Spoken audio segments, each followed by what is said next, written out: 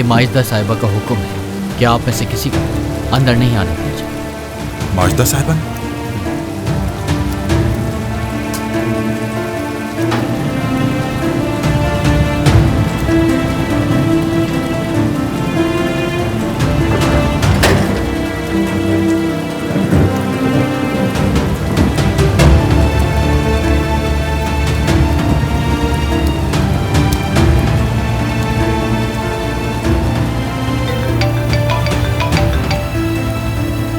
कमाल अंकल? हाँ बेटा, मैं ही हूँ। जेल से बाहर आ गया। एक बात पूछनी थी तुमसे। मुझे लगता है कि कुछ गड़बड़ है जिसके बारे में तुम ही मुझे बता सकते हो। गड़बड़ तो है।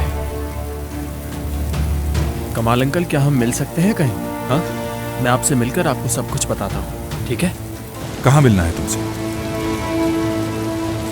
समझ गया, आ रहा हूँ मैं।